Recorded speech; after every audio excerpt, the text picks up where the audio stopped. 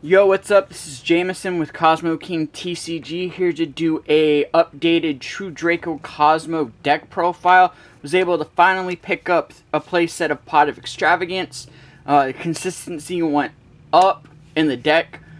Since then, since you're not relying on a lure and having a dark monster in hand to be able to go off, because sometimes you would open up the True Draco monsters and a Lure of Darkness, and a Lure of Darkness is completely useless with the True Draco monsters since none of them are dark. Or at least the ones you play aren't dark. I don't know if the 3K guy is or not, but it's not important right now.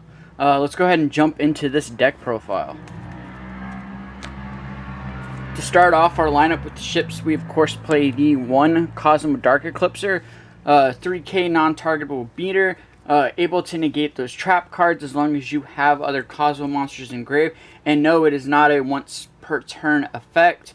Only downside to this card is if it's destroyed by battle or by card effect, you don't get to special summon any one lower. You have to add level 8 or lower Cosmo monster from deck to hand instead of being able to special summon it like you would with the others. Next up, we play 3 of King Daddy himself, triple Cosmo Dark Destroyer. When this card is normal summon or special summon, destroy a monster. Really good interruption on your opponent's turn. It can't be targeted, which is even better, especially in the meta with the way the meta works. And of course, it has the clause of if it's destroyed by battle or by card effect, you get to special summon a level 7 or lower Cosmo monster from deck. So you just float on for days. Next up, we play the double Cosmo Forerunner. This would be one of the most optimal ones to bounce down into. This is also the most optimal one to open up. That way you can do your go into Strawman to grab it back, and that way at the end of the turn it would destroy itself by Strawman's effect to bring out the Tin Can, so you can use Tin Can's effect to weed through the deck. Next up, we play the 1 Cosmo Dark Fighter. I like this card. A lot of people don't. I really like the ability to get a token that matches its stats every single standby phase. So, like, even if you're falling behind and they're unable to get over this, you just bring out more 2000 attack, 2400 defense monsters. And this one, of course, will be able to attack, float back into level 5 or lower. Next up, we play our small back row removal, double Cosmo Slip Rider. Again, like, once you pass the Forerunner, they become targetable, so they're not super great to keep on the board a lot of the time, but they do float down to be able to go into other plays and other interruptions. Removing back row is always good, and this one is really good to get down into your smaller ships and for your rank 5 plays if you're able to get both of them on board, which is rare because we all know you don't use the extra deck that much in Cosmo. Next up, we play our Effect Negator, 1 Cosmo Dark Lady. Pay 1000, negate a monster effect, destroy that monster. Always great.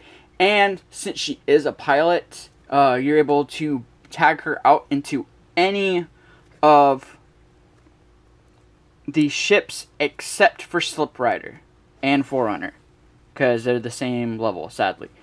Or not Forerunner, Dogfighter. So, like, you can go into a play like where you do Farm Girl, tag out into Dark Lady, tag out into Dark Destroyer, and it's just too good. Next up, we play the 1 Cosmo Wicked Witch. You really don't want to open her unless, like, you do have some sort of play to go off of her. She's really, like, your defensive card because you pay that 1000 to protect you from being destroyed by card effects and by battle for that turn. That way you just have that body sitting on board. Next up, we play the 1 Cosmo Sword Troopers. I cut it down to 1 since I'm not playing Lure anymore. Pay 1000. You can special summon any of the psychic monsters from grave. So it's like another Monster Born or Call the Haunted in the deck, just with a small cost. And of course, we all know with Cosmos, your life points are your biggest cost for everything.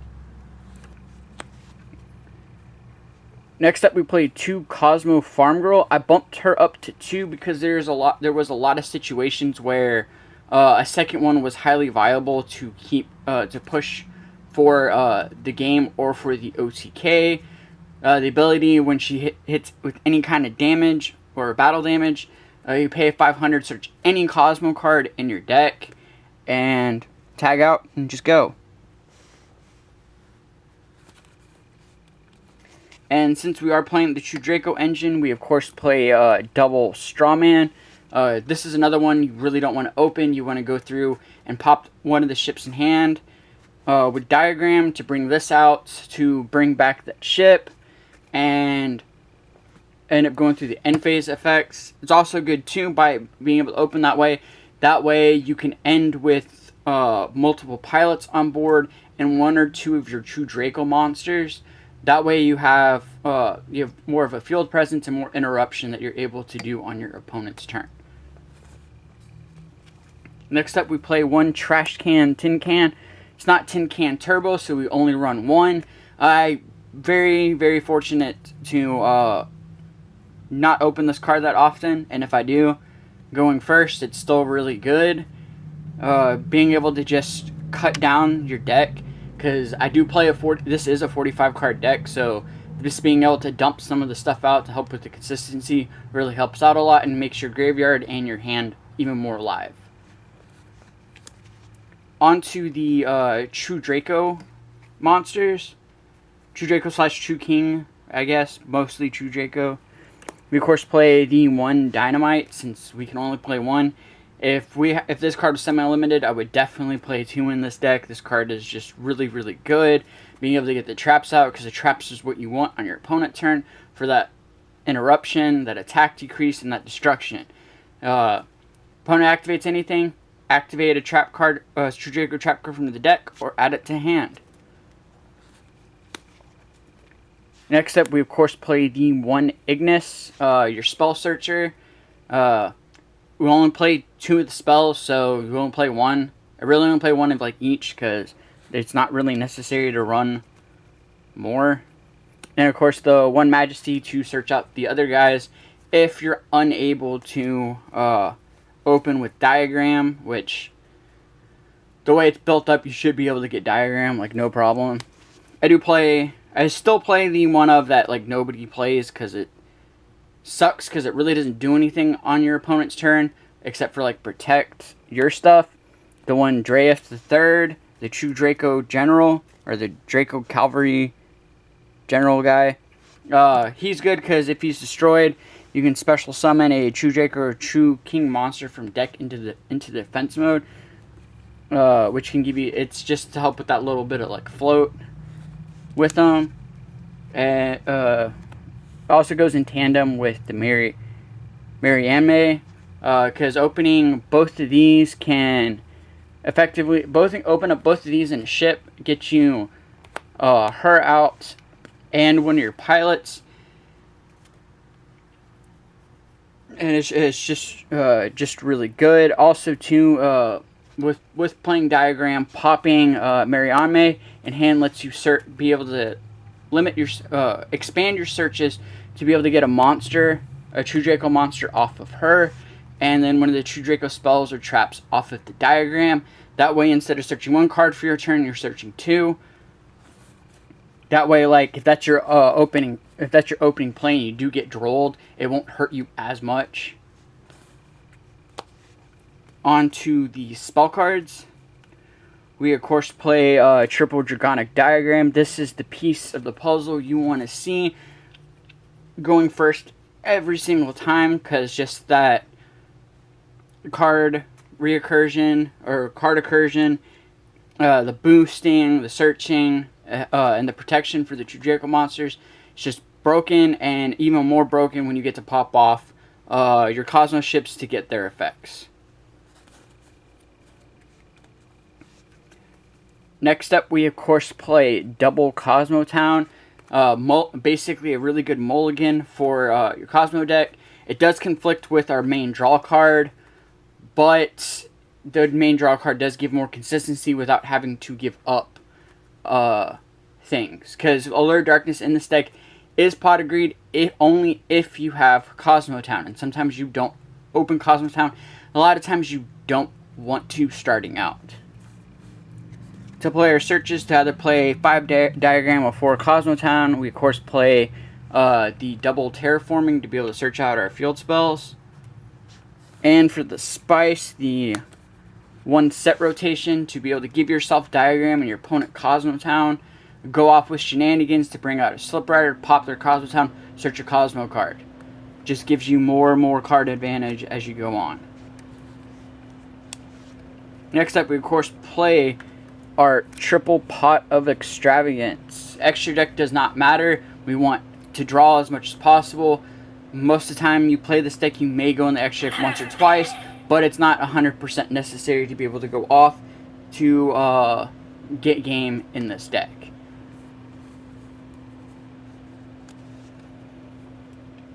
Of course, we have to play triple Called by the Grave because hand traps suck. It sucks when you get hand trapped. Hand traps don't suck. Hand traps are really good, but you don't want to have them happen to you. Since we don't play any in this deck, you want to be able to protect yourself. So this is really good for like if they try to Bell or Ash your ship floating abilities, or if your opponent's about to do something you don't want him to do, just banish the monster and say good day, like not happening. For the one-ofs, we of course play the 1 emergency teleport to be able to go into any of the level 3 or lower Cosmo monsters like the Sword Trooper, Slip Rider, or not Slip Rider, Strawman, Farm Girl, and Tin Can, depending on where you sit in the current game state. Free summon is always good. I wish this was back up to 3 so I could play with 3 of the ulties. Of course, play the 1 Monster Reborn. You have a lot of big monsters bringing them, and you will sometimes have to have them in the graveyard with like Tin Can, stuff like that. Being able to bring back out a Dark Destroyer to get another pop, or steal one of your opponent's monsters from their grave can be very detrimental for your plays. For the True Draco spells, we of course play the 1 True Draco Heritage to get that little bit of draw if something does leave the field. Mostly use it for the extra tribute for the turn and the back row removal. We of course play the 1 Disciples of the True Draco Phoenix, the Dagusto Emerald spell of the deck. Lets you recycle your True Draco spells and traps, and lets you get that extra draw power, extra tribute, and of course that nice back row removal. Onto the traps. You have to play double True Draco Apocalypse. This card is just nasty. You can send a face-up True Draco, True King card from the field to grave, permanently half the attack and defense all your opponent's monsters that are currently on board. And it also, during your opponent's main phase, you can gain a tribute on your opponent's turn to get a little bit of interruption to go ahead and get rid of it to pop one of your opponent's monsters. And of course, we do play the 1 True King's Return, just in case you get too much in grave. You're able to bring back out your True Draco monsters, and of course, you get the nice tribute summon and the pop effect like you do with Apocalypse on your opponent's turn. Last but not least, I've been messing around with this and it seems really good. I play 1 Call the Haunted in it. Because it's a continuous spell, if you bring back a ship with it and you tribute off this with one of the True Draco monsters to destroy it, you're able to destroy the ship and basically get your True Draco card out and special summon one of the pilots from your deck. That way, that 1 tribute summon becomes 2 monsters, and it's just too broken right there. Like, I really like that that play. Onto the extra deck. You sometimes do go in it, so it is still good to go through it. We do play, of course, I'm not pronouncing that, Generic Link 2, Point Down. It's okay. It doesn't do anything but let you special summon things, just playing it for like space. Play the 1 Cerberus, the 1 Phoenix, the Unicorn, and the Griffin for the Nightmare cards. Just for Dogfighter, if you're ever able to actually do anything with it, the tokens can help you go off, especially if you have multiple of them, because you can just keep going down the line, and then if you end with Griffin, you're able to try to lock your opponent out of monster effects. And last but not least, I of course play the single Borrelsword Dragon. It's just there to be there. I don't think I've ever pulled them off except maybe once in the deck, and that was a really, really weird game. So it's just kind of there. For the XE monsters, my phone keeps going off.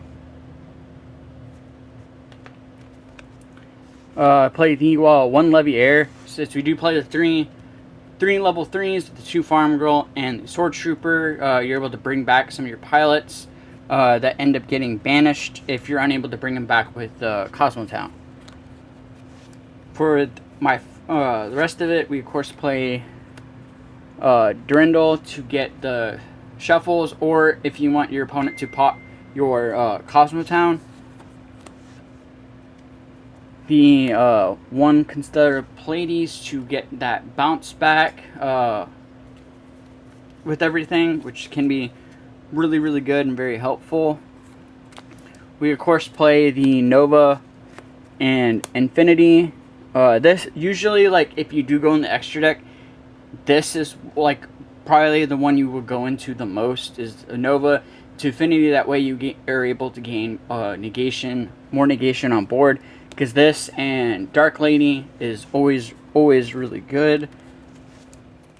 Of course, we also play the Volcasaurus and Gaia combo. That way you're able to burn, overlay into that to get that piercing damage or just additional damage in general, since Volcasaurus can't attack the turn you use its effect.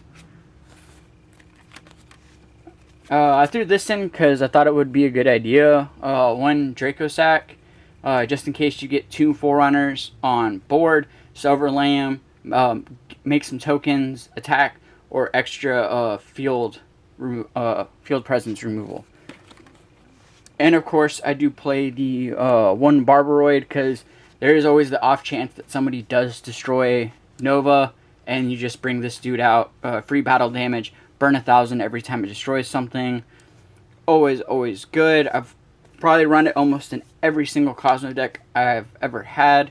This, and usually I do run a Cyber End Dragon just because, but this is just how I'm doing it this time.